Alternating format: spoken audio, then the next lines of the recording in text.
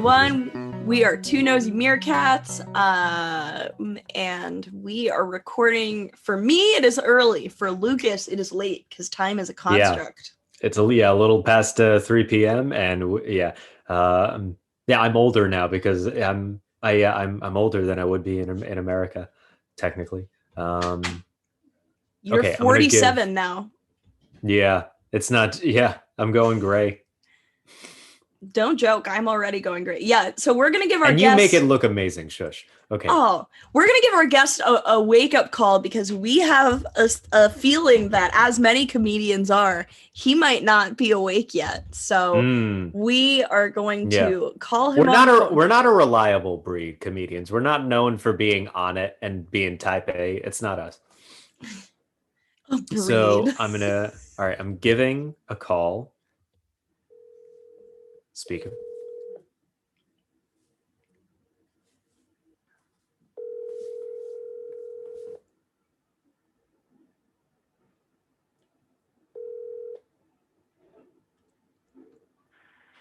Hi, you've reached. No! Oh. No, that's a pity. Oh wait, but we just got a text. Oh, Chris. Oh, there he is. We woke him up. Yo. Good morning, handsome. I'm gonna say what's poppin', buckaroo? What's poppin', buckaroo? There's a fresh Zoom link. We just got a pretty insane photo. Our guest has clearly just woken up from a very roused deep from slumber. A deep slumber.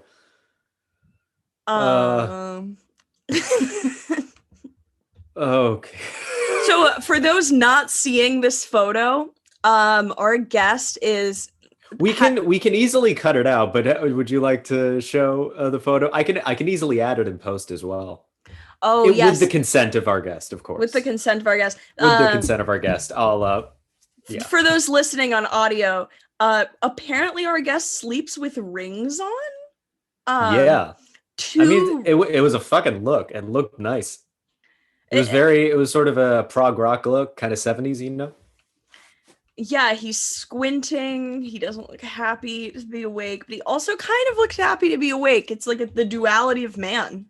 I don't think he looks like sad or happy. I think he just looks very tired. Like that's how I look, just woken up and groggy. Like that's. Lucas, have you noticed my stuffed animal collection? I've only just glanced and wow, that's elaborate. That is. We have so many friends in this house. There's a bit of a hierarchy. There's two who we sleep with, who are like our sons, and then there's one we completely fell in love with, who's like an adopted daughter, and her name's Jasmine, and we fell in love with her because she just has. Which one is Jasmine? She just has the saddest face. I'll show you Jasmine. Do you know what? Okay, do you know what Jasmine looks like? Jasmine looks like a baby that constantly gets mistaken for a boy, so you had to put on a pink bow. Oh, That's no! And who wants to be the princess so badly? Oh my god. Yeah. And she has in our mind, she has this whispery voice like, "Good morning, Lucas. I have heard of this thing you call podcasting. It sounds to me like something that I would never do." Jasmine looks like she has the soul of like a Victorian child ghost that's like just holding a balloon and is just like waiting at the end of a corridor like, "It's so cold in the house and it's so big and I have no one to play with." She is super duper haunted. Is there any other from this arraignment that you want to see? Arraignment is a funny word for it. It makes it sound like they're being arrested. Yeah, that's a Law and Order SVU word. Wait, what's the one that sort of like blue? It kind of looks like, from my angle, it kind of looks like a blue beret, a light blue beret below the left corner. Yeah. Oh yes. Oh, that's an ear. It's a butt. Oh my, that is a Technicolor rabbit. I don't even know her name, actually. She's one of the friends who's a little more anonymous, but God, is she cute. Look at this lovely lady. Oh wow, that is a bruh girl of a stuffed animal. Good morning, Lucas. That's how I imagine her sounding. And Wait, then okay, yeah, this is a bear we just okay. call the flat bear because he's just really flat. That's a flounder of a teddy bear.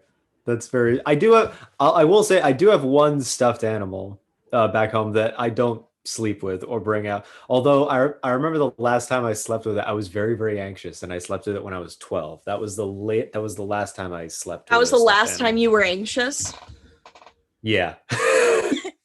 No, that was probably being honest. That's probably like the last time I allowed myself to sleep with a stuffed animal. Do you remember Uh, what you were anxious about? I don't actually. I just remember that I was very, very stressed. I was very, very anxious, and it helped me get to sleep, and it worked out. I like that. Yeah, I and I sleep still with keep one it. I still every night. care. Yeah. The You thing is, care I about never. it? Yes, I care about it. I mean, I I don't want to feed lose it or it, I damage it. clothe it, I father it, I give it advice, but I don't sleep with Yeah. it. That would be No. over the line. Yeah. No. The thing is, like, I never named it, which is weird. We should name it. We should have Chris take a look at it when he gets Well, I don't on. have it here. It's back in Brooklyn. Oh, okay. Yeah. The also thing is like it was like a family stuffed animal that I got as a hand-me-down, so I didn't feel like I had the right to name it, because it had already existed. That Right. would be like coming to the new world and just assuming these people are Indians, if you get what I'm saying. Like, that would be so. Who would do that? I have no idea. What kind of buffoons? Let's not make a holiday after them. Let's ensure they live in obscurity forever because they sound like a bunch of idiots. Let's not take school off or work off for them. But unlike indigenous people, my blankets did not infect my stuffed animal. Oh, wow. Smallpox reference. That gave me the coughs. That joke. Please say that joke gave you COVID. That would be the best compliment. Joke gave me the coronavirus. It's true. Oh, wait. So so you're in the UK. You're flying back to Brooklyn soon. When do you come back? Saturday evening is when my flight is. And the thing is, like, I got tested on Tuesday, and I'm still waiting on the results coming in. And I feel great. I don't have any symptoms. I'm not sick or anything. Which is good. But even if I was positive, I just want the result so I can plan ahead and not worry like what is going to happen. Is the testing clinic different in Brooklyn? Do they like give you, in London? Do they like give you a biscuit and? No. What happened was it was a drive-through testing site where my mom and we drove into this place, and then they gave us these kits where we ourselves had to like fuck ourselves in the nose. And they said, "Do yourself in it. Put yourself up by your bootstraps." And then film yourself and give it to us so we can put it on our OnlyFans. And yeah, I'm not putting no fucking swab up your nose for you. You better do it yourself. Yeah, no. Weird thing is that I've seen videos of like you drive through a place in America and they do it for you. Like you roll down your window. Yes, I've heard of that. And they like do the thing with the swab. And no, they just gave us the kit. They had like instructions, like a Lego manual. And we had to just swab myself, put it in this tube, seal it, and then put it in like a biohazard bag and everything. And then we give it to them. And yeah, my aunt who got COVID but is doing well, she got her results within a day. Yeah. She got her results within a day, and my mom was like, we'll probably get it within a day. And now it's been 2 days and we're starting to get anxious, like, what's gonna happen? Oh no. Yeah. Well, when they give you the results, do they say instead of yes or no, are they like, yay or nay? Yes, pop it, or fuck off, bugger. Go back to the US that we used to own. I want you to do an entire dub of Mary Poppins now. Well, it's funny. I want you to voice every single part. It's funny you should mention that, because when I was in 8th grade, do you know what Purim is? Yes. Jewish Thanksgiving. Yeah. Jewish Thanksgiving, Jewish Halloween, Jewish, basically everything Jewish where you drink. We used to do Purim spiels, which were like parodies of a popular musical that were based on like the Book of Purim, which is the story of a young woman named Esther, who's Jewish, who seduces the king Ahasuerus, and then later tells him that she's Jewish so that he won't kill all the Jews. And there's this evil guy, Haman, and he wears like a, very unfashionable triangular hat, and now we eat pastries about it. It's a whole thing, but the Purim spiel was really a big deal. It was like the musical of the century, and I got the lead role of Mary Poppins, aka Esther, in our temple's version of Pop and Purim. So I had to put on a Mary Poppins accent when I was 14 and sing about how a grown man shouldn't kill the Jews. Oh, wow. Do you remember any of it? I remember there was like a tearful thing that was like a play on like Feed the Birds. It was like, I'm a Jew and I'm your own. Hear us. Heal us. Leave us alone. Oh my God. And then the cantor, who was a grown man, went, "Wow, Esther, I didn't realize I shouldn't kill all the Jews." Anyway, go on.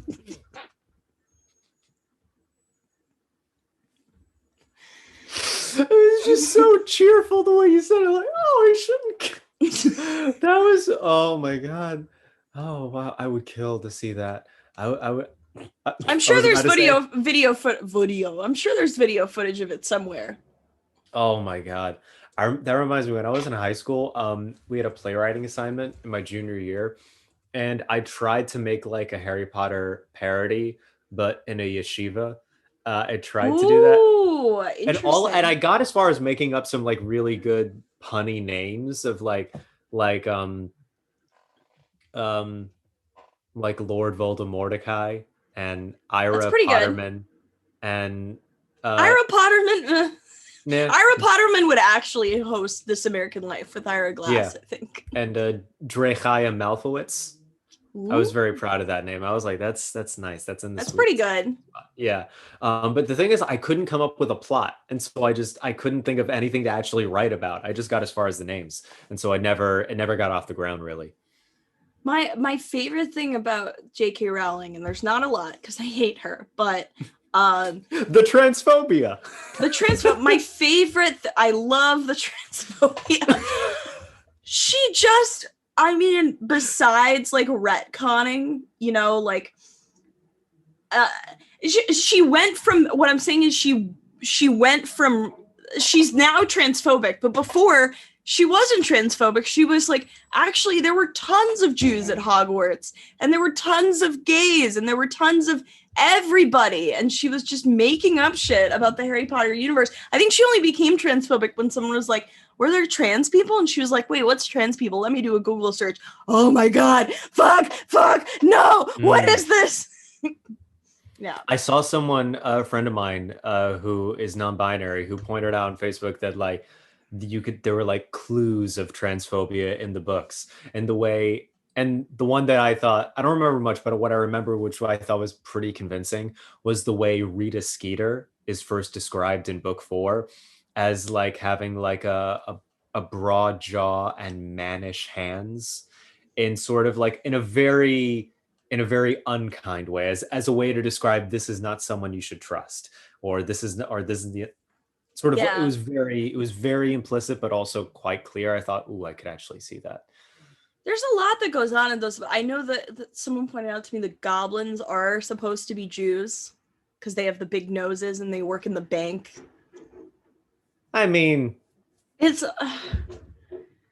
all pretty like cursory stuff. I don't know if you remember like being a kid and people making up like, I heard something once.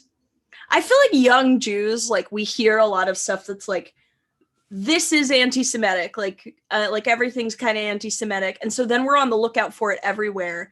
And I heard this rumor once that Vans, the shoe company, I heard the same thing. That like the design of like the sort of the gripping on the sole of the shoe at the point of like the ball of the foot, there is a bunch of the cross hatching looks like it is like Stars of David, and the idea is like somehow like the creator of Vans is trying to step on Jewish people, literally stepping on the Jews. And like, I can't disprove it, but in my mind, at least, it feels like a bit of a stretch. Any conspiracy where you're like, well, I can't disprove that is probably not real, because the idea is for you to be able to prove it, not just like, well, I don't know if it's true because there's no evidence it's not. Exactly. There's no evidence it's not true that like I'm secretly straight. You know, I could be. Mm-hmm. Yeah. But I mean, look at those stuffed animals. That's straight girl shit you got right there. This mighty hetero of you. I'll be honest, I do a lot of hetero shit. I get along really well with my I get along really well with my parents, both of them, who are together. That's so straight. That's so straight. Ugh. I love like very classic, just like parties. Like that's what I miss about New Year's. Like I feel like everyone on Twitter is like, I always spend New Year's alone with a good book. And I'm like, fuck you nerds. Like I want to be hammered doing coke in the bathroom with my best friends, as God intended straight women to do. Yeah, straight women and Gabby. I love hanging out with straight men. Maybe that makes me a straight woman. I saw a tweet. My friend sent me a tweet that was like a girl being like, you know, straight men are socialized so differently than all of us, and if you get along with them, you're an op. And I was like, well, I guess I'm what's an op? I don't know, Lucas. I don't know what an op is, and I guess that makes me straight, because if I were such a cool, you know, gay, if you were queer creator, I'd fucking know what an op is. This is how you know you're not in the elite queer community, is that you don't know all the lingo. Oh, I'm so not in the elite queer community. They're so cool, and I cannot access anything that the elite queer community does. So like among our people that we at least sort of know, who are like three people that are in the elite well, one of them is entering this waiting room right now. I hope. Oh my god, hi. That was the best timing ever. Well, it wasn't the best timing ever. Kristofer, are you wearing headphones of some sort? No, I can get some. Please do. Great. Yeah. Please do. Okay. Let's see.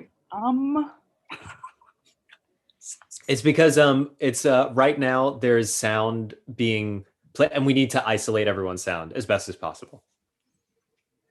Gotcha. We're just talking about, it was literally as you entered the waiting room, we were like, who do we know who's a queer icon? Yeah. That's my fourth. Oh my god, this is such a chaotic day, you guys. That's my fourth alarm to wake up today. Oh yeah, I do multiple alarms as well, like every 15 minutes or so, like at least two. Oh yeah, and this is what's really fun now is I can't find headphones. I know I have headphones. It's just a matter of finding them, but I know that they exist. So headphones generally, yeah, they do exist. Yeah, they occupy physical space. Yeah, someone invented them, and I think that, you know what? That actually reminds me. That reminds me of a conversation that I had on the train like a year and a half ago, I think, that is worth reading. Let me try to find it. Oh, it was like a phone conversation, text. I sound such a boomer. Like, it was on the little. Was it on the devices? I was like, how are you gonna read it? That's like so interesting. Okay. Here it is. So, he wrote it all down. Yeah. No, I did afterwards because it was so insane. Okay, here, this is what it is. So it says, okay. And this is on May 2019. Yeah. Okay, here it is.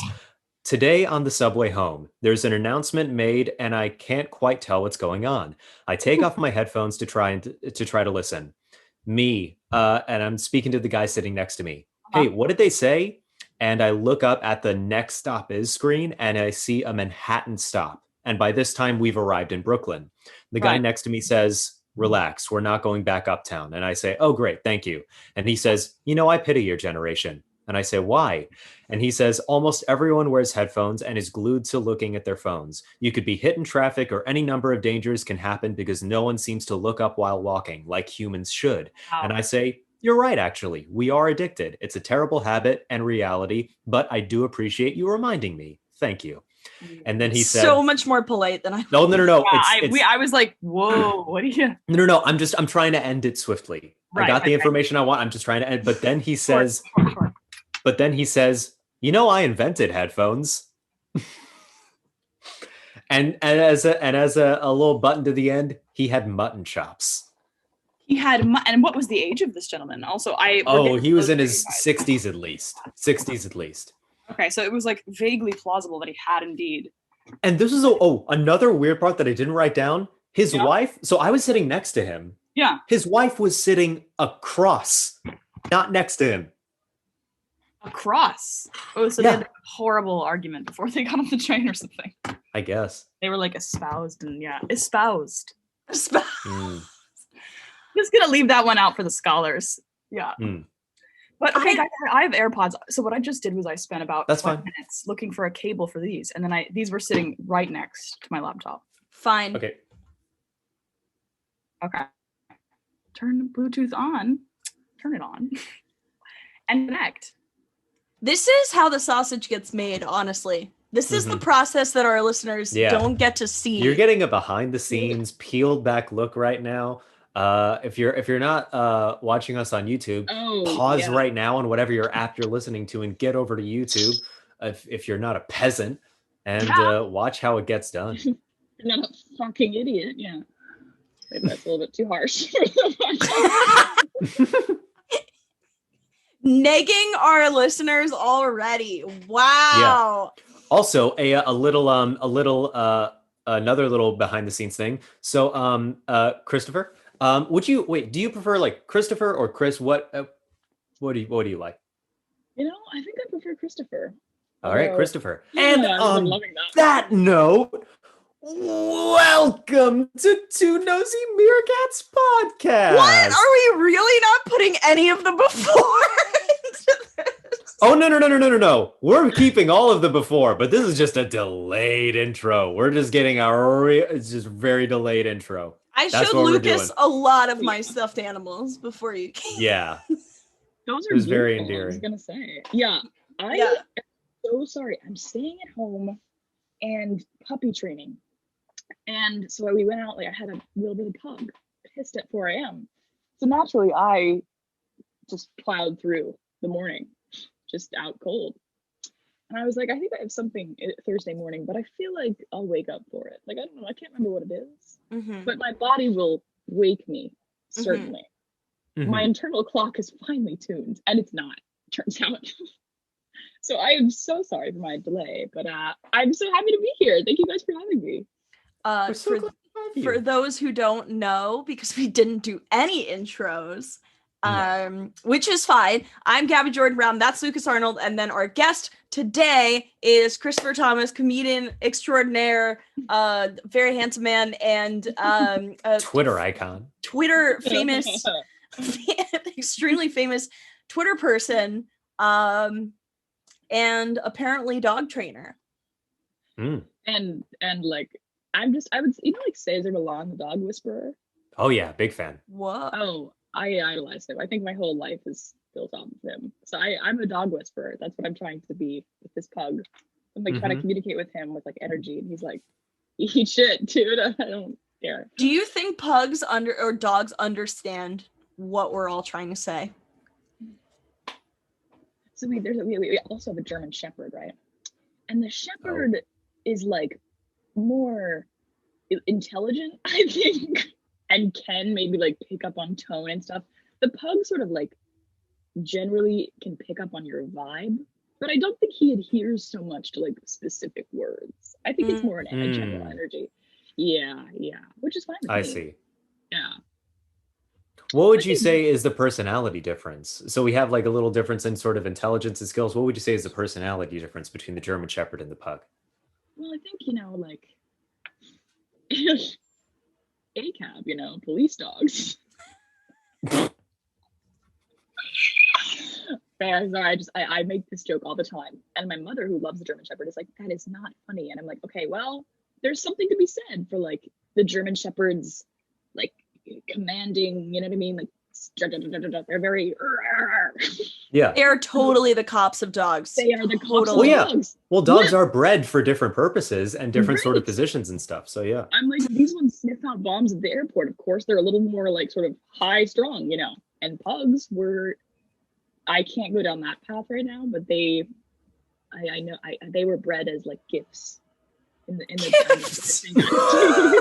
I too was bred as a gift.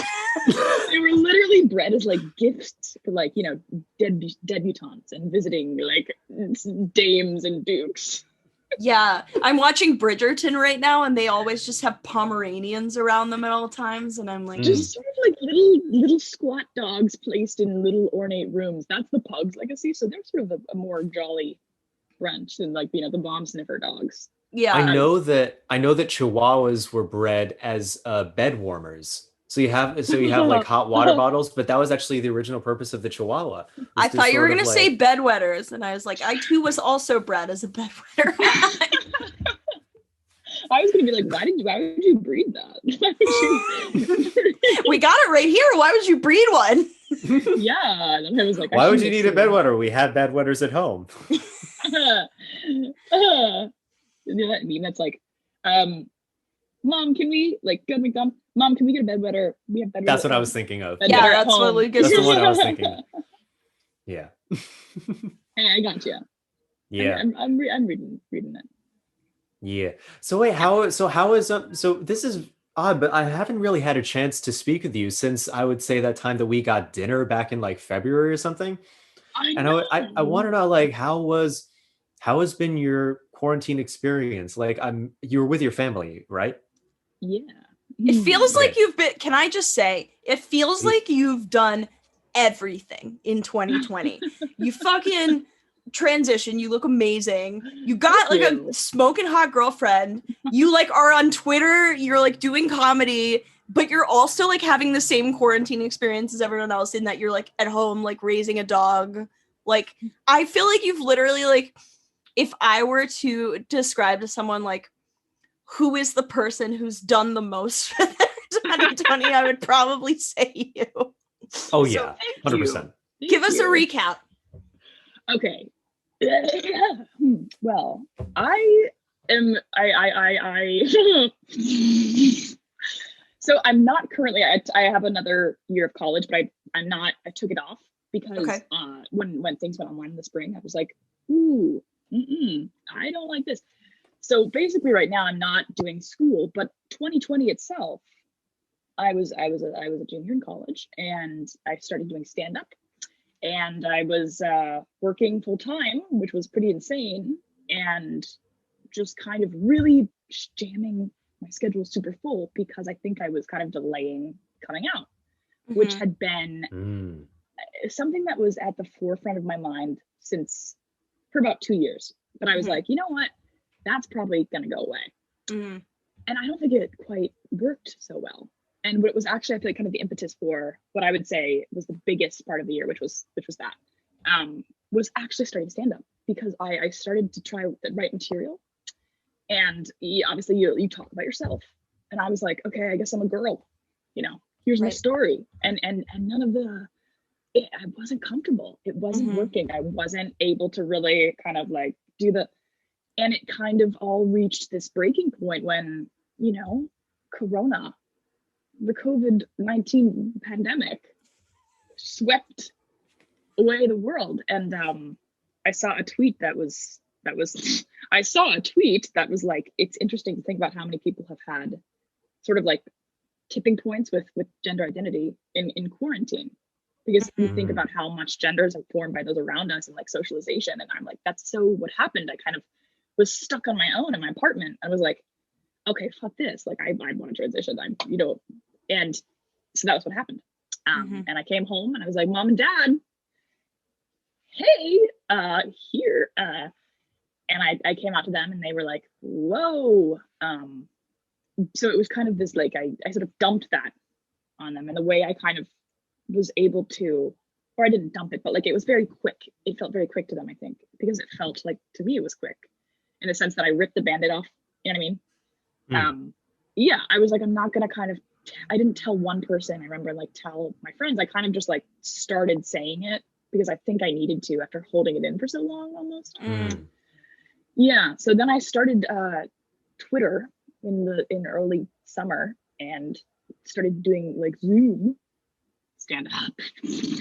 And I started trying to use that as a way to process what was happening and write material. And yeah, that's what's happened there. I'm taking now just auditing, like a screenwriting class, just to try to do something creative. No, I don't have a screenplay in any sense of the word yet. And so that's kind of, and I'm training a pug. 2020. Wow. Oh yeah, and I have a girlfriend, and she's really cool. Sorry, so from what I'm hearing, it's like when you were doing stand-up, your style of stand-up is like, in your estimation, a bit like kind of personal, and because some people just do observational material, some people just do like kind of silly bits, whatever, and they don't talk about themselves at all, but that's not your deal. And for that reason, you were able to be like, well, if I want to talk about myself, I should know who I am, and I should talk about who I am more. Yeah. And I was like, I didn't seem, I think I could write some funny stuff, but it didn't seem authentic. Like I'd be like, I'm a lesbian. And everyone was like, right. Are you, like, what is your vibe here, dude? And I was like, don't ask questions about me. And they're like, you're talking about yourself. And I was like, okay, fair point. So yeah, totally. Like I think it was just part of my style. Yeah. Right. Can I just say, and that I instantly liked you the moment I met you when we met at Eastville. Like I immediately connect. I was just like, oh, this person's got a dope vibe. It was just a good wavelength to you. But I have to say that from the times that I saw you doing stand-up, and I haven't seen you do stand-up recently, but from the writing I see you do just in like just little quips on Twitter, I genuinely think, oh, this is so much more clear and funnier and hits deeper.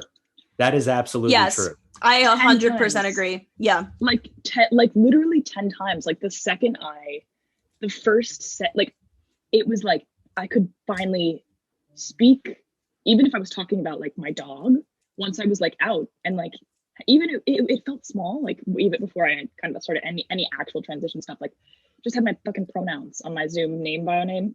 And yeah, on my Zoom, and I even felt more comfortable just with that. And I I'll invite you guys. I'm doing a show with some other living humans on January as opposed 3rd. To dead ones, which is as opposed to dead ones. Well, I'm doing a show with Albert Einstein and oh yeah, there you go, John McCain. Ooh, that's Napoleon Bonaparte does have a great bit on how women be shopping. I don't know. You know what? I think we would love each other. That guy and I, we'd get along great. Yeah. You'd have Napoleon. I could fix Napoleon. I'll be honest. I can fix him. Do you know what I just thought of? I was imagining like Kristofer and Napoleon in like a buddy cop movie. Nobody said it was easy. Oh my god.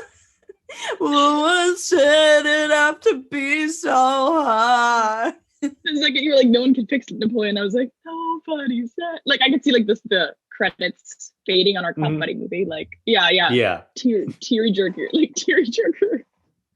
A teary jerker. Teary jerker. Just a crying masturbator. And then at the end, you both decide not to be cops anymore. Yeah, no, and we step away. We put down there's a dramatic moment, and we slam down the badge. And you join the march. You join the march. Remember all that fucking propaganda in June when like the cops would like kneel with the people, and then like an hour later they'd be like, "Yeah, they tear gassed us right after that photo was taken." It was always like, and half the I time, never heard about that. Oh my god. It was awful. These stupid, and half the time, what always piss me off about these is half the time I was like, you can tell from the angle of filming that another cop is filming this. I'm like, you guys, like they're just like trying to be like, look, you fucking freaks, we kneel, and then post it, and then just decimate. Yeah. Goodness me. Yeah. Goodness me. Oh Lord. But yeah, no. Well, if I could bring things back, back to sort of adoration. Yeah, that's of what you. I was wondering. I was like, let's bring it back. If I could bring things into adoration of you, is that I always thought that you were a beautiful individual, but the moment that you like cut your hair and you started just sort of like, let's say, wearing yourself properly. Yeah. Ooh, I like that. I immediately thought, oh, this is weird, because you look like how I wished I looked like when I was a kid, thinking about how I wanted to look when I grew up. That is absolutely true. And I've said that to you, but it's still true. You just look like chiseled. Your skin is so good. You have such good skin. It's infuriating. It's like you and Alex Kim. And oh my God. Alex Kim is smooth as a baby's bottom. That guy has the most beautiful. It's a strange comparison. Yeah, go on. But yeah, no, I literally, and I was like, this is a weird memory to unlock. Because you just looked like so like just toned, and you looked like you were sculpted. You just looked good as basically, and I was just thank you so much. Yeah. It's nice. It's nice that you've like. I think most people would say that 2020 is a bad year. I think most people would say that, but I think sometimes about how like we are in kind of a privileged position in the world, you know, like people who live in New York who have access to like food and shelter, yada yada, and for sure. In that way, I think that there's actually something that's nice about like, for example, I don't have any money. I live on unemployment, but I've actually gotten to sit down and be in my house for the first time in like 25 years. And I wonder if I will be nostalgic for that in 3 years. I wonder if I'll be like, remember COVID when we all had to wear masks and we couldn't go outside? Like, those were interesting times, huh? And I wonder for you, especially if like, even though it's been such a bad year, it's also been nice for you to be able to like have that time to yourself to just be like, all right, well, here's what I'm gonna do. Here's my plan of attack for like being more myself, and here's how I'm gonna start existing in the world. Yeah, no, that's really interesting to think about. I think first of all, thank you so much for the compliments. And like, I'll tell you you're hot anytime you want. Thank you. Literally anytime. You can literally text either of us. Be like, and hey! just be like, tell me I'm hot, and I'll be like, you're so fucking hot. Yeah. I'll keep that in mind. Good to know. Good to know. Yeah. I'll hit up that group chat. I also had I had similar for the two of you. I was like, these people are so cool and funny. Time I met both of you, and I sort of zeroed in. I was like, but I miss. I think what's hard is that I was working full time at Harlem School of the Arts, which is like a nonprofit theater and like dance, school. And it's not an academic school, but it's like an art center. And I was furloughed when COVID kind of took off. We couldn't keep classes really going, and a few happening online, but everyone was let go. Most people. And so that was pretty devastating, and I couldn't pay my rent. So then I came home just to finish the semester, I thought, because I was still doing online classes. But then it was like, I was like, okay, I'll stay here for a bit. I'll stay here for the summer, because I didn't want to go back, and my lease had ended. And I was like, so basically, long story short, I'm living at my parents' house for the next several months until probably, May. And that has been, I would say difficult. It's been very difficult. Just because it's a very transitive time. You've gone through a lot of like peaks and valleys, definitely. Yeah. You've ridden the wave this year. Yeah, and I think that they, that's something that they're, catching up on. Yeah. Let's put it that way. They're catching up on. But it's been hard to be at home. So I think that I will miss this time definitely miss the ability to just have a day where I can sit down and write and work on something creative. But I won't miss being trapped in Portland, Maine, because I've missed my New York City gays and people. Gays and people. Gays and people. Oh my God. I am the only person on this podcast, you guys. So well, I was gonna say I was saying gays, and then I was looking at Lucas and I was like, no, but and my others as well, other people, gays and others. Yeah, gays, people, and others. So that gays, people, and others. Yeah. So I think it's a mixed bag there. Yeah. Yeah.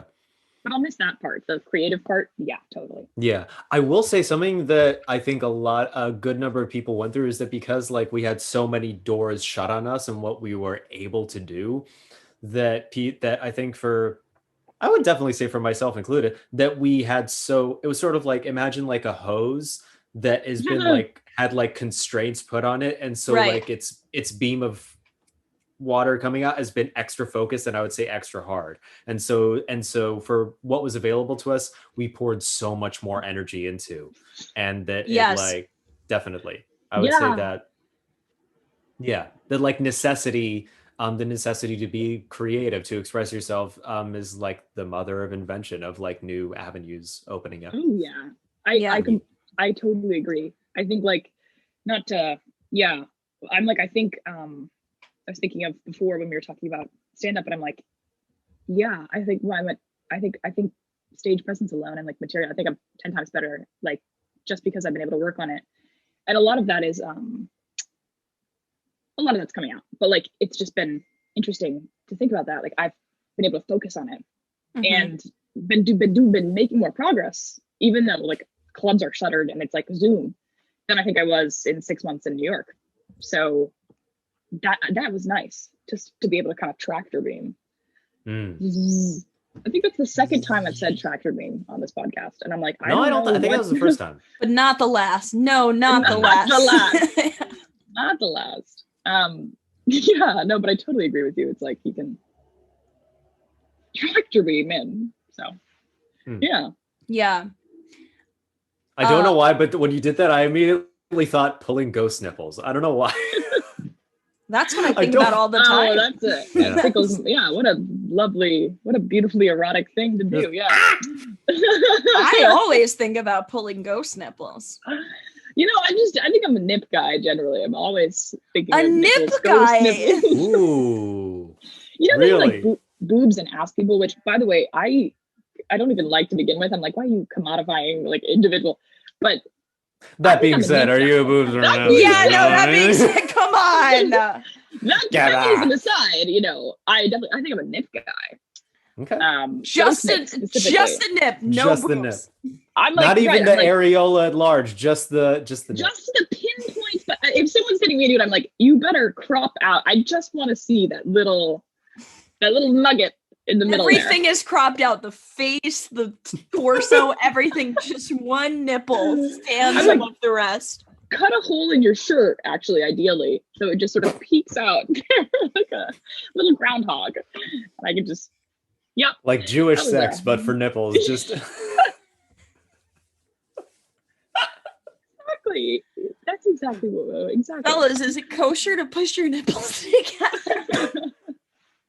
Is it kosher to send a nip pic? A nip pic. Oh my god, everything cropped out, but that one little pink. Oh, yeah. Would that get flagged on Instagram if it was really just a close up and on just like the surface of the absolute nipple of it? Would that get taken? I don't think it would. If it's close enough, I don't think it would. Yeah, if it's close enough, sure. I think that Instagram never ceases to amaze me though with the thing. Yeah. Why does it never cease to amaze you? Oh, I think Really dead. I think noise cut out first. Yeah, sorry, my AirPods died, but sometimes they like shut down, but I don't think they're dead. Okay. If they're still dead, I'll use the restroom. Got it. Okay, never mind. Go on. Yeah, okay. Cool. No, yeah, they're back up. They're really old, so they periodically just stop working. Which I'm like, go off, queen. You know, I understand needing rest. Your AirPods are at capacity, honestly. You've overworked them, and yeah. Oh my god, what was that? What was that form text? It was at capacity / helping another friend through a crisis, and I don't think I can hold the appropriate space for you. Can we connect at a more, which honestly lived in my head. I'm sorry, what just happened? I have no idea what you just said. Lucas, so a long time ago, this is a thing that I'm absolutely obsessed with, and Kristofer, I guess you are too. Okay. It's so funny. Go on, Gabby. Yeah. There was this Twitter user, like someone from like PhD Twitter, who was like, hey, so I am super popular, right? And I get all of these requests to help people with their crises because I'm really good at it. But I don't always have time because like there's a lot going on for me right now, and like, you know, everything's really difficult. So if you are in this position as well, if you're just like a giver and an empath like me, here's a text that you can use to send to your friends to politely like tell them to fuck off. And the text read, hi, I am actually at capacity / helping another friend through a crisis. And there was one more thing. Kristofer, do you remember what the one more thing was? Is there so actually I remember it was at capacity, and then there was dealing with personal problems. Yes. Yes. And I was like, this is insane. And the last part was, do you have someone else? Oh my God! / could we reconvene at a later date when I can be present or some stupid shit like that? ? And that was what it said. Lucas, what do you think you'd say? What do you think you'd say? Yeah. Oh, well, first off, I need to say that sounded like a coded message from a hostage. That's the vibe I was getting. Okay, so what would I say if like a friend was reaching out and I wanted to politely say, no, I can't do this? No, I mean, if you were that friend reaching out and you got that text that said, I am actually at emotional capacity. And helping someone else through a crisis. Do you have... I would say none of my friends have this good of grammar. Who wrote this for you? I just wrote the full text, copy pasta in the chat. Oh, Gabby, I thought you were messaging me privately, and I was like, interesting. And then what are we keeping the I'm the messaging straight Kristofer boy like out this of? fucking idiot Lucas isn't on Twitter all day looking at shit. I saw, hey, I'm so glad, and I was like, oh, okay. Hey. Wait, have you wait, Kristofer, have you ever sent to multiple people, hey, this is just between us because I just feel like closer to you, but you actually sent it to everyone to like make them feel like they're in on like a secret, like an exclusive. That's fucked up. I actually have never done that. Yeah. Have you done this, Lucas?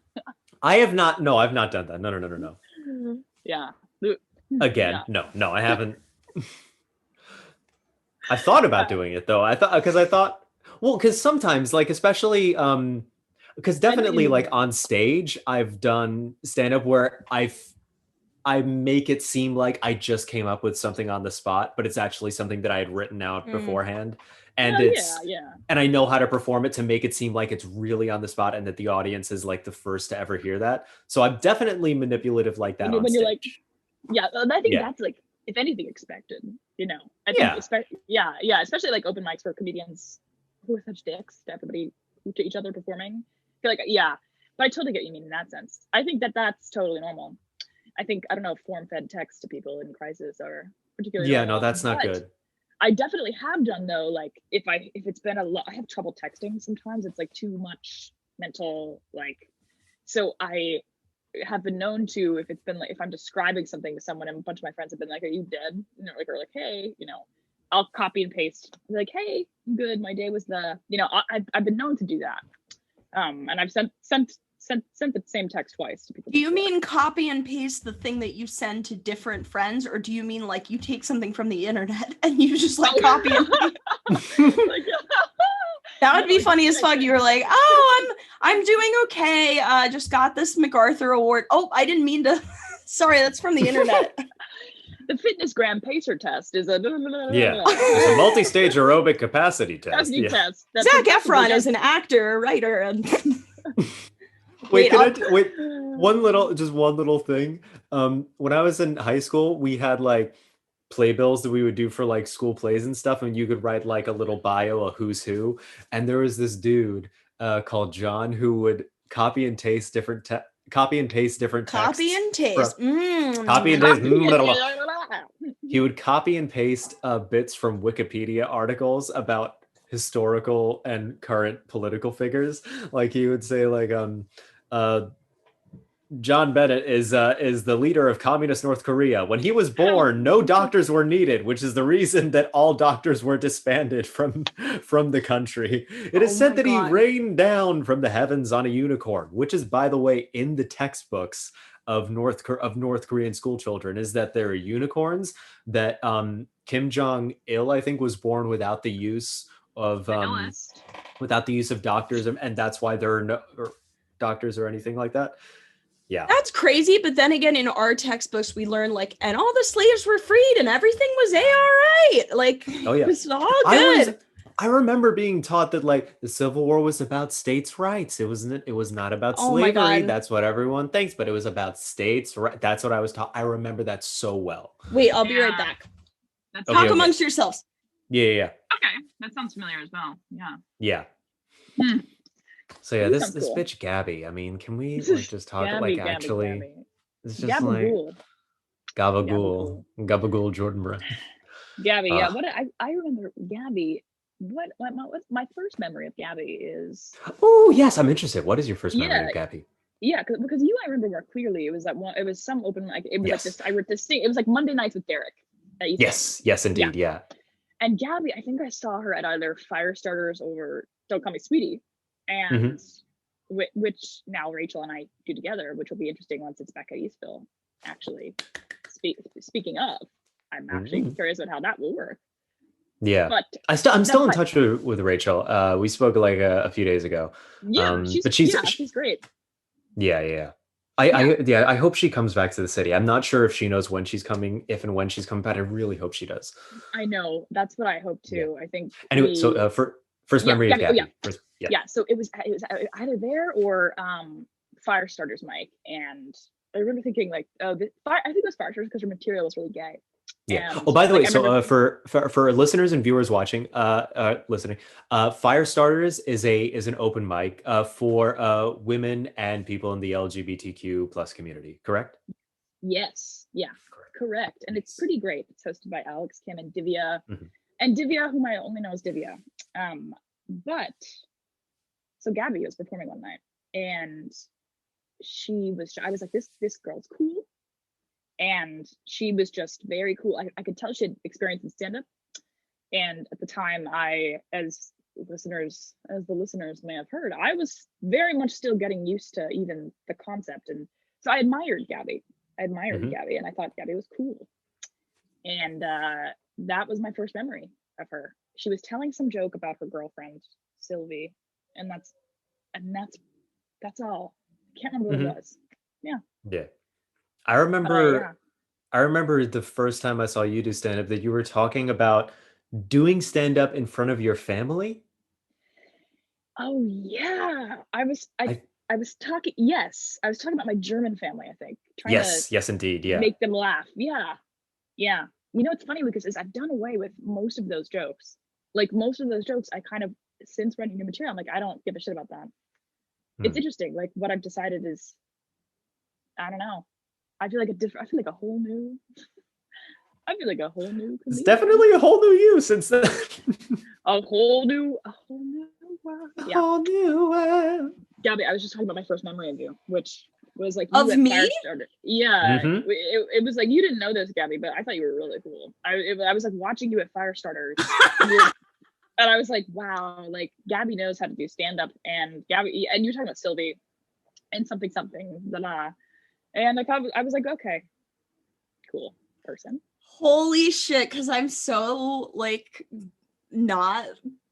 So that's yeah, like really. You are so cool. Well, in Yes, fact, you are. It's interesting you guys say that, because when I was just going into the bathroom just now, because lately can't get through a full episode without needing to go number 2. Oh, that's about to be me because I just chose this. I hear that might be a prostate issue. You might want to talk about that with your doctor. Yeah, my prostate. You know what would be a prostate issue if I had a prostate? That would be. That is so true. Do tell. Such a prostate issue. But I go into the bathroom and Sylvie has the door covered in like plastic garbage bags and like plastic everything, and she's got like one of those like hairstylist things on, and she's like dyeing her hair, and she has a bachata playlist going, and she was like, oh shit, do you have to pee? And I was like, no, I I have to do the other one. And she was like, oh, and you don't understand how decked out this bathroom was. Like, it was like full like Dexter, like plastic everywhere, and she just had to leave like covered in hair dye, like naked except for this robe, so that I can go. So if you think I'm cool, I don't know if that's true, because well, I think it's kind of cool that she was that you got her after she had all this apparatus, that she was still like, oh no, you're more important. And I think that's a cool. It's just I like hate to say it, because there wasn't really a choice. Like, you know, there's kind of a choice to cover the bathroom in plastic wrap. There's not really a choice where the toilet is. You know? Yeah, that doesn't sound like cool or uncool. That just sounds very human. That like. I don't think that's very uncool. That just sounds like, oh yeah, that's real shit that a couple would go through living together. Yeah. You're right, but it's just the strangest thing about living with someone. It's like, you know, all of this time you spend together fucking like trying to impress each other and trying to only show each other the good parts of you. And then you move in together and then you just can't hold in your poops. Like, it's so embarrassing. Like, we do it all backwards. I think we should all just be pooping from the first date and then try to impress each other later. Oh, I'm definitely on board with the idea that you should, within certain boundaries and as kindly as possible, be as fully yourself from the moment you meet someone. I hate that every day she finds out more about me, you know, like, and my bowels and my bodily functions. Like, I wish I'd just been shitting the whole time from the beginning. Yeah. Just walk into the date asshole first, just like, hello. No, but, and you like pull your cheeks apart with each like utterance, like Ace Ventura, like, hello. My name is Gabby. Bumblebee tuna? Love it. That's a dynamo plan. Yeah. And speaking of romance girlfriends and relationships and romance, Kristofer, I hear that you are with a lovely lady, and would you be so kind as to tell us, because we're so intrigued, how you met? Who made the first move? I want a play-by-play. I want. Yes. Yes. Well, first of all, the second poop was mentioned, I was like, you know who would really love this conversation is Yamini Nambibadam, comedian. Female comedians are comedian. I don't know why I said comedian. No, there's like a jokey sort of word called like comedian. Oh yeah, like, that's like the female version. That's what my friends will clown on me. They'll call me like, "Oh, you're such a little comedian." Yeah. I think it sounds almost offensive. Yeah. So comedian, Yamini, and she has IBS. Oh, you cut out. You cut out exactly. You cut out the moment after you said IBS. You know what that was? That was your girlfriend, like, totally just taking your audio and being like, we're not talking about this. She secretly, Bezos and Zuckerberg combined. She has just control over all technology. She's like, master. Yeah, no, conversely, she loves talking about IBS and poop. She thinks it's very healing to talk. Yeah, and so I'm like, I feel like I know a lot about that. So you know what I mean? Like I think I have an intimate, like it must be an IBS thing. Like I know a lot about the sort of nitty gritties of her day to day. We'll say, yeah. But what's is that? Oh no, the sound cut out again. Yeah, we can't hear you. Oh no. Oh boy, it's all happening. It's all happening. Do you want to wait? Do you want to maybe take like a short break to find like the cable for your headphones that you could plug in? Yeah, this. Yeah, let me try to find the plug-in for these bad boys. I'm like, my AirPods just are starting to kind of continue to die. Okay. Yeah. Here, wait. Oh, I got it. One second. We'll take Plug a and hot play. break. Okay. All right. Beep, beep, beep, beep, beep, beep. Hold on. I'm gonna do some claps to make like a spike in the waveform so I can easily see this. So there we go. I still have my QuickTime rolling as well. So. Oh, good. Me too. Is that? I mean, I'm sure Kristofer doesn't have QuickTime going, but it's oh no, it's okay. We can use like just the single track from the single Zoom. track from the Zoom. Yeah, it'll be good. Absolutely. Technology, am I right, gang? Oh my God! But you got it. I do. Okay, so this is what's gonna happen. So my big headphones are dead, but I have a little connecty cable. Yeah. Oh guys, this is gonna be. Yeah. I'm feeling so techy. I feel this is technology at its finest. Yeah. Oh yeah, I feel like Wozniak and what's his face, Jobs. Jobs. I love that Wozniak. You remembered perfectly. You're like, who's that? The famous. Who's the other guy? Yeah. Well, you know what? I've always found Wozniak a little more welcoming as a presence. You know. Oh yeah. Well, he's less child abandoning than Steve Jobs. You know, the word Wozniak actually means welcoming in German. I don't know. I'm sure that's not true. I just made it up. I'm sure that's German's my first language. Pretty sure it's willkommen. What? German's your first language? Yeah. You are full of surprises, my friend. Mm. Okay. But you got this. Open. What are you doing? Can I just are you okay? Wait? Yeah. Okay. Can you hear us? Yes. 1 second. Okay. Or should we create another spike in the waveform? No. I'm pretty sure the thing is once I match it up, I'll be able to see like when Kristofer is wearing the headphones. Okay. So I just wanted to make a spike so I know from where to start the cut. And then Got it. Okay. Fair enough. Yeah. Cool. I do love those like skull candy style headphones. I think they're really cool. Yeah. Oh yeah. I am trying to connect these things and they just don't see. Come on. Is it not just like plug in and listen? Yeah, so these are Bluetooth. They're plugged because I need to charge them. As Jeff Bezos would say, plug in and hungry. Or wait, no, that's not Jeff Bezos. That's the other one. Army Hammer talking to his mistress. Oh yeah, that guy. Plug in and hungry for daddy. You know what? I'm gonna let these charge, and I think let's hope my AirPods have another 20 minutes or so in them now at this point. Okay. I am. Yeah.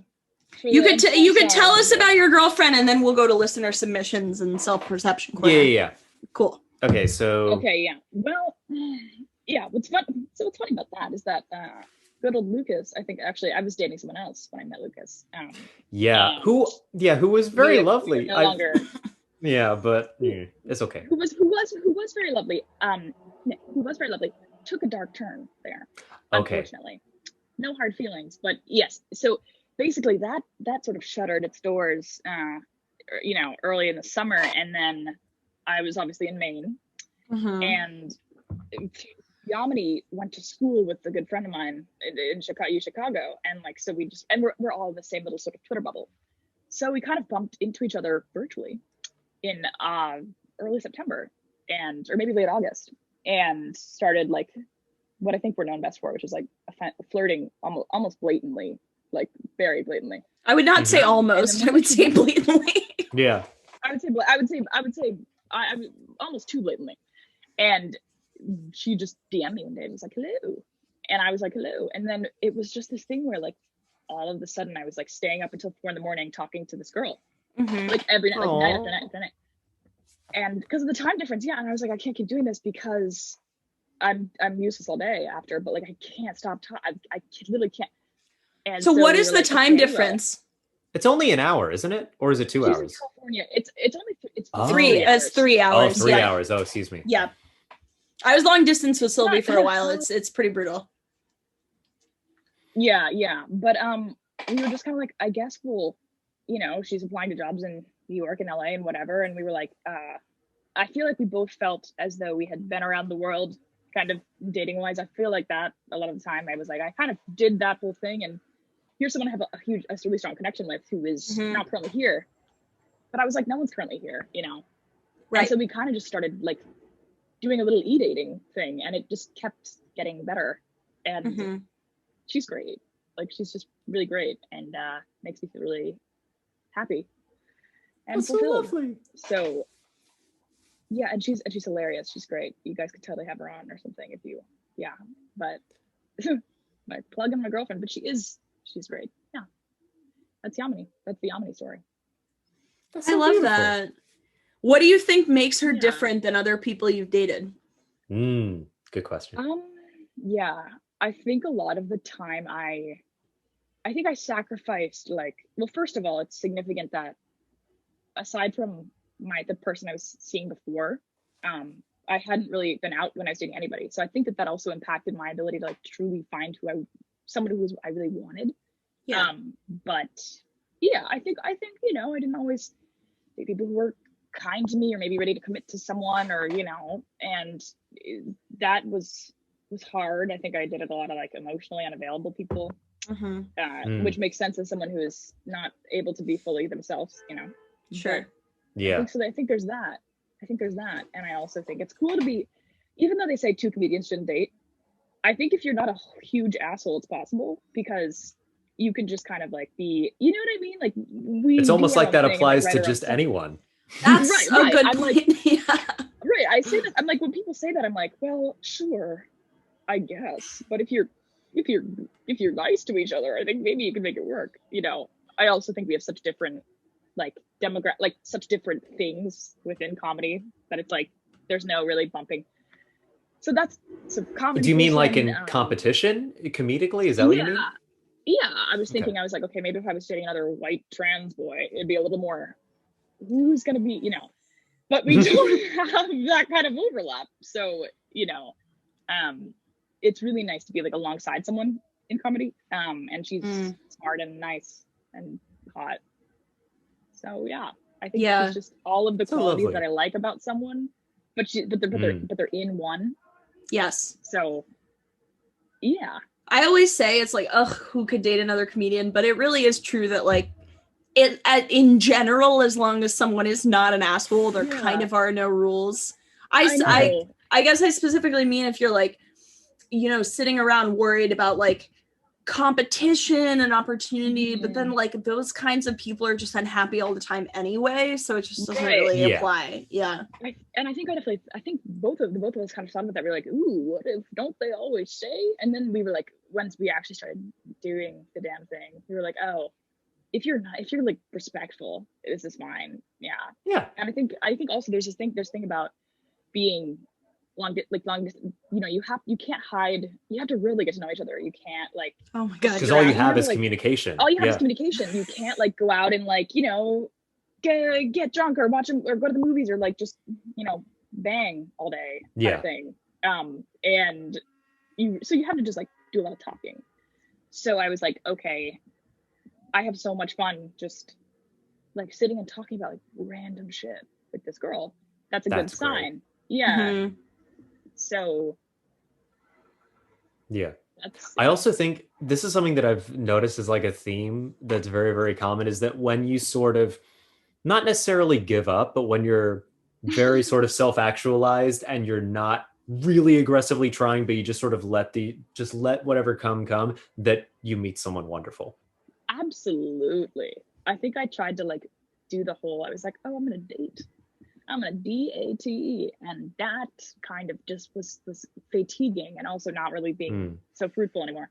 And then I was like, fuck it, and fell into my life sort of thing. Yeah. It is interesting. Wait, go on.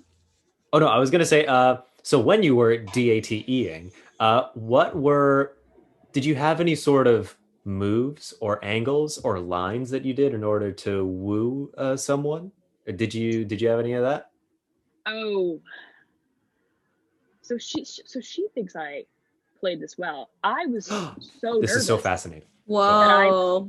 Any woman, I like practically black out with nerves. So I don't really fully remember how I was behaving the first like few times I was talking to her. I was like, hi, you know. But I remember making a lot of jokes, which like she was obviously more receptive to than most people. And a lot of memes. This is like, I can't believe I just said that out loud. A lot of memes. I'm not kidding. I sent this girl probably like 50 images in the first few days of us talking. I think I just sort of shit them out, and she shit them back. Poop is once again metaphorically now entering, the liminal space. Yeah, but I think I just tried to make her laugh and tell her she was good, pretty, and smart. You would make her memes, or you would send her pre-made memes? You know, actually, it was a bit of both. Whoa. Okay, a hybrid. I have been known to craft a meme or two in my day. I have an almost absurd like love for memes. So there were a lot in there. Multiple origins. Would you remember? Do you think there was one that really like sealed the deal for her? Like one you said where you're like, "This is A+. She's head over heels." She can never come back from this. There was one which remains my favorite, and it's like I think I've tweeted it before. It's like I'm so proud of this. It's a guy. It's like an oil painting, and there's a man with like a handlebar mustache leaning over the shoulder of a woman, who is like, he's obviously like whispering something in her ear type thing. And she's saying, I like a guy who's in touch with his feminine side, and he's saying, I'm on my period. And I was like, oh, that's very good. And I was like, if there were a meme to describe, I was like, I think that was like perfectly encapsulating like what it's like to be like with a trans guy, like if you're a cis woman. So I was like, here you go, and she loved it. It was hilarious. So I was like, good sign. That's pretty perfect. That's incredible. Yeah. On my feminine side, I'm on my period. I was like, I think this is how, you know, I'll introduce her to that, especially because I think that like once you've been on HRT for a bunch of years, you tend to lose your period. But that's not the case yet for me. So it's sort of like an early state. It's also like a kind of an freshly out vibe somewhat meme. Yeah. Freshly on HRT meme. Yeah. Yeah.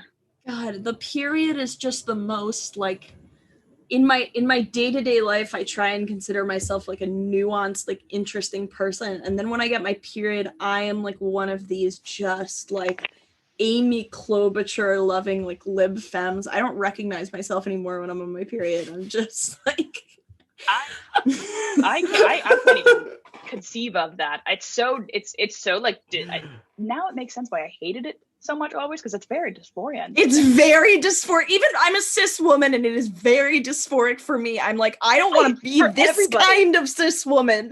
Yeah. Like, it's just a terrible time for everyone. And so I would recommend I went on, like there are certain methods your lifestyle. Oh no. At pregnancy.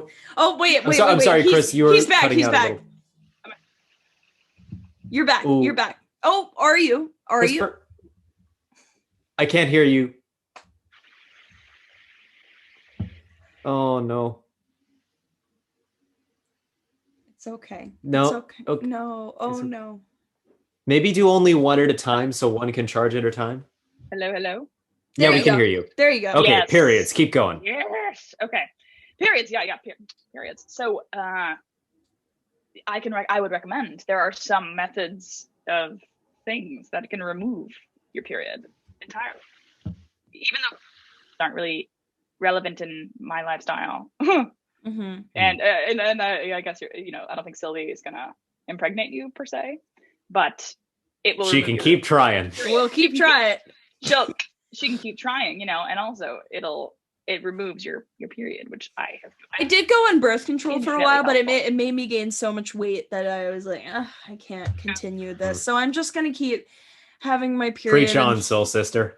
And you know what? Maybe for 3 days or so, I'm just gonna lean into like feeling like the exact kind of, I don't know, straight white woman who pretends to be a, you know, oppressed minority. Like maybe that's just what, because that's how I feel when I'm on my period. I'm like, you know what? Kamala Harris is me in a business meeting. Like that's who I become. And then I get off my period. I'm like, oh my God, who was that who just took over my body for 3 days? Girl boss. Yeah. My period is a real girl boss. Yeah. I remember when I was in high school, I had a buddy who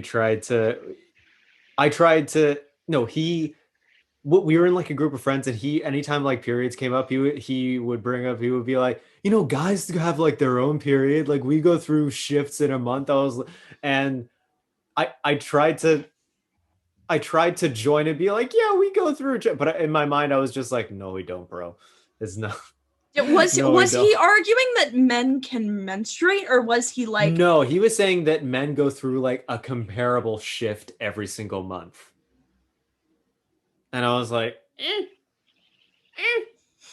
yeah, no. Yeah, although it is menstruate. Ooh, it's not a women's straight. Let's call it women's straight. Tell it like it is. Hey, I mean, sexism at its finest there. Oh yeah. My God, what was the patriarchy strikes again. Oh, I love doing that with like random words that aren't even about like anything useful. Everyone loves it. It's hilarious. Everyone loves it. Yeah. Menstruation. Women's. Yeah. I'll tell you what also menstruates are the submissions from our listeners. Our listeners probably menstruate, and we are going to hear from them today. Kristofer, I'm sure you've listened. Maybe I dropped my microphone. God damn it, Lucas. Useless. He's on his man period. Yeah. Once again. The month, sweetheart. Yeah. He's menstruating. Okie dokie. So I have no, sorry, what were we saying?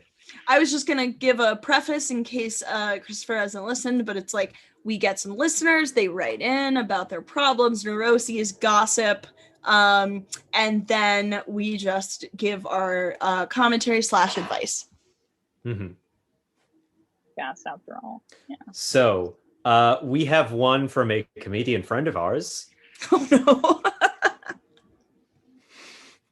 So I'm going to do it, and I'm also going to try to do an impression of this person. Okay. Yeah, my dating life is pretty bad.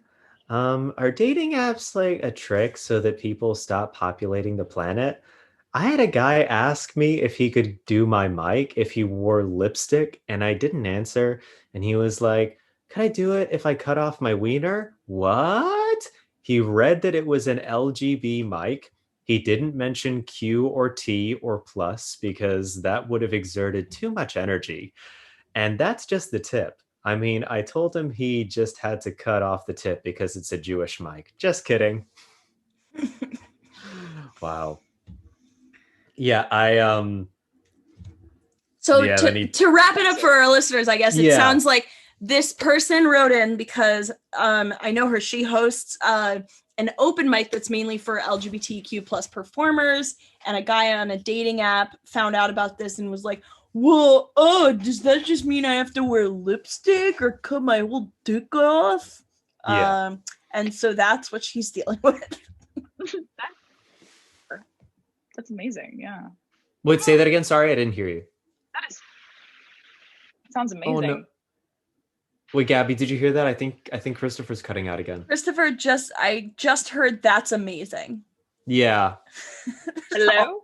There you go. No, you're. Oh. No, I'm sorry. You're still cutting out a lot, Chris. Okay, wait.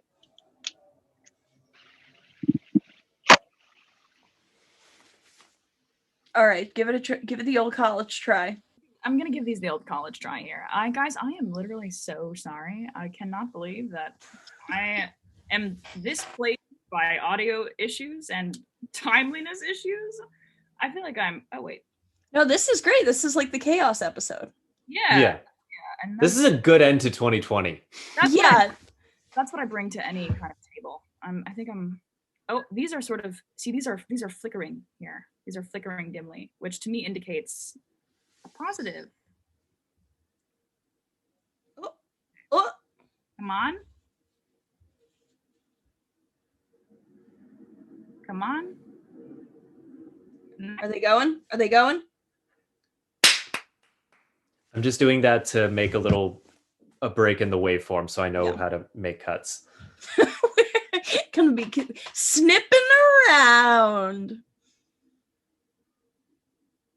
Oh my god, this is so terrible. They're not connecting. What is wrong with society that we can't? Maybe the audio, Lucas, will still be isolated-ish with the track from Kristofer's like audio track if he doesn't wear headphones for the remainder. I'm worried that we're gonna bleed into it if we're just being played on speakers. That's the whole reason why we use headphones is so that you and I don't bleed into Kristofer's mic audio.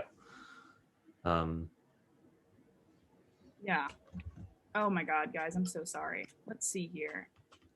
I'm not sure why this isn't connecting. Let me just try your AirPods again. Yeah, let me try the AirPods again. This is like total nightmare. These are supposed to be. These are like expensive headphones. I think. Hello? Hello? Yep, we can hear you. Okay, you're back. Hello? Okay. Hello. Jesus, that was stressful. I'm so sorry, listeners. This is actually maybe they can't hear the struggle. Maybe that'll be cut out. I don't know how that works, but it might be. We cut it out. Yeah, we'll cut it out. Yeah. Okay, so now we're back, and so yeah. Do you have any? So what is your take on a guy on a dating app not realizing the actual purpose for a specialized open mic for women and queer people, and just thinking, oh, do I have to just do this to get on? Like not realizing it's not for you. What is your take on that? Well, I think that I am beyond surprised because if there's one thing I know about men, they're really accepting of other people. Mm-hmm. Historically speaking, they're the most tolerant. And so I'm shocked that a man said something rude and offensive on a dating app. That feels bizarre to me. Here. No, in actuality, that makes sense. Particularly the lipstick part. I'm like, that's a classic. Like, do I have to put a dress on? Yeah. You know, that sounds like a classic, 1-2 punch straight man LGBT joke. That's like, yeah, right. It's every marker. There's a comedian I know of who I won't mention his name, but I know that he pretended to be gay in order to get on one of these mics. I know about this. I do. And yeah, he and his excuse was, what does it matter? It's just a mic's a mic. Why are we putting labels on stuff? Anyone should be able to do it. And yeah, man. Yeah, exactly. And as far as I know, I don't think that he has apologized or really understands why what he did was wrong. But it actually made me write a bit about it because earlier this year I got a yeast infection. It was, I'll be honest, it wasn't totally confirmed, but there was a chance that it was, and it's recovered. I'm all good now. But I wrote a bit about how if you're a guy and you want to get onto one of these women and queer only open mics, just get a yeast infection. That's the loophole. You'll be allowed in, you know? Just be Lucas Arnold, because anyone will let Lucas Arnold onto anything. I was like, or just be Lucas Arnold, who I think that Lucas, I was talking to Rachel Elizabeth, a friend of mine, and she was like, the only two comedy bros I feel comfortable around, it was first only Lucas, and now I add you in. And I was like, that makes sense. Because Lucas is the one comedy bro. I'm like, that's a solid, like, safe addition to any environment. Am I a comedy bro? You know what? You're a comedy brosafina. Well, I'm a total brosafina. Not quite a comedy chick, but like comedy brosafina. Bro adjacent. Bro adjacent. You're bro adjacent. I was just talking to Lucas about how I'm really engaging in straight girl behavior with these stuffed animals. Yeah. These are my credentials. Beautiful. Yeah. What what a hearty connection you have there. I'm so impressed. Yeah. So I guess to our comedian friend's point, don't be surprised when straight men write you these messages because it's kind of typical, and it's don't let them on your mic. That's what's important. They Don't let them on your mic. Yeah. That's certainly true. All right, we got another submission. This person says, but we also have to save room for self-perception. Okay, so we'll do one more. We'll do one more. I would say just one more. Yeah. Okay. Do you have one pulled up? Yes, I do. Okay, so this person says, I'm a very square person. I stick to rules because I'm very nervous about breaking them. I don't like to do anything reckless. So about a year ago, I was invited to a house party of a guy I work with. We both work at a bar, so we're no strangers to drinking. That night, I had more than usual. I was also just getting over a messy breakup and kind of had some unhealthy coping mechanisms. It was a regular party, and I remember having a good time for the most part, until I black out and wake up in my bed. I don't know how I got home, but I found out that a different friend drove me home safe, so I didn't worry too much. Okay, thank God. However, when I wake up, I notice something strange. You probably would know the John Mulaney bit where he went to a party and some other kids stole the old family photographs from the guy's house the party was held at. When I woke up, I was clutching a photo album of an almost certainly century-old photograph from my friend's house. I, of course, begin to panic. In my drunk haze and heartbroken state, I thought to steal my friend's family photos because for some reason I thought it would be fucking hilarious, and honestly it is. I ran to his house as soon as I realized, very hungover, mind you, and returned the photos. He hadn't even noticed by then and thought it was hilarious. I was so shaken to begin with, but think it's pretty funny now. That's quite sweet, actually. I love the idea. This is a very adorable, like Jekyll and Hyde scenario where like drunk you is just a vandal, but you're very apologetic and sweet about it the next day. I really like that. It's also classic like drunk behavior of like, I'm gonna reenact this great John Mulaney bit about old family photos being the one thing you can't replace, and I'm gonna like take it home, and then you wake up in the morning being like, oh my God, I thought this was so funny, but it was actually really stupid. I'm gonna go make amends, and it just honestly makes me miss the before. I'm like, wow, that's also, it sounds like a comedian, something a comedian would do, you know? Totally. Like know the bit so well, and it's like, a comedy fan for sure. Or is it John Mulaney himself? That was my I didn't want to say it, but I figured that was classic John just writing in here. John Mulaney just writing into our podcast. Wouldn't it be amazing if it turns out that all of like the hijinks that happened around him in his stories were actually him doing everything, but he's trying to like diffuse the blame? See, the thing about that is I'm like, that could very well, I could totally see that. You know what I mean? Like that's a plausible theory. I think I've definitely done that. It's I've not impossible. Like my friend, and we'll talk about something stupid I did. So at the end of our podcast, we like to do a thing called like self-perception corner, where we ask you how you think you are perceived by others, and then we tell you how we actually perceive you. So Kristofer Thomas, comedian and Twitter extraordinaire, how do you believe you are perceived by others?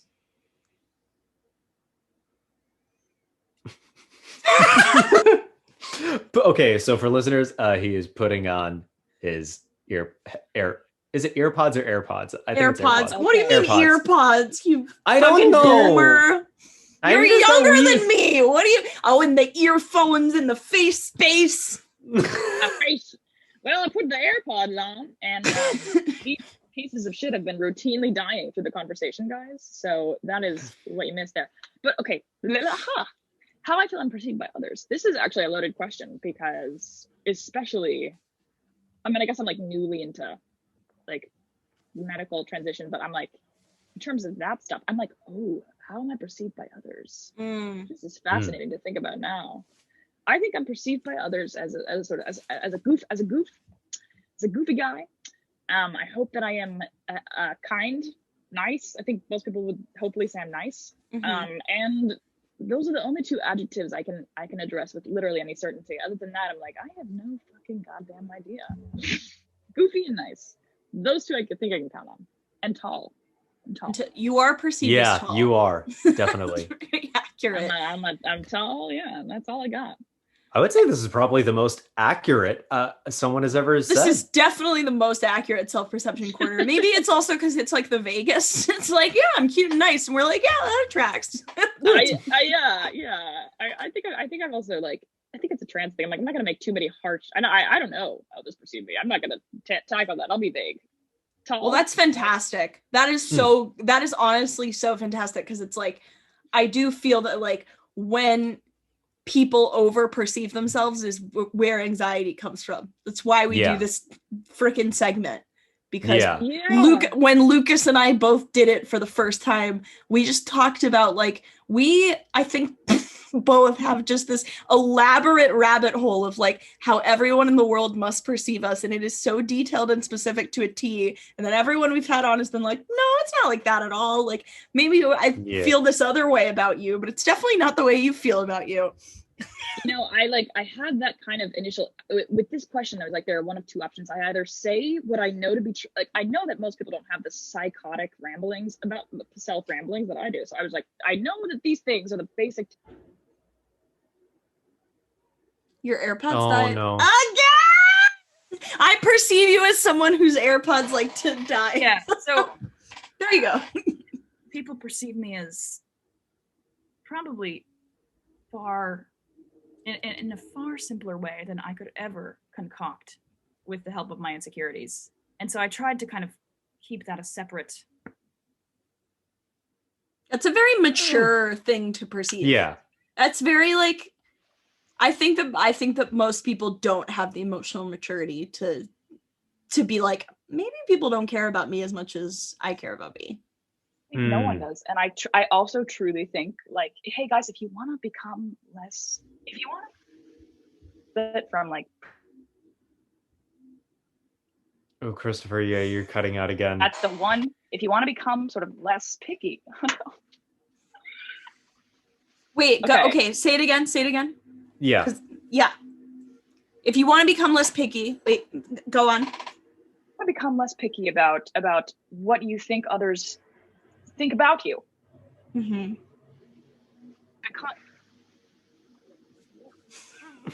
Fill in the blanks. Ever is kind of made up.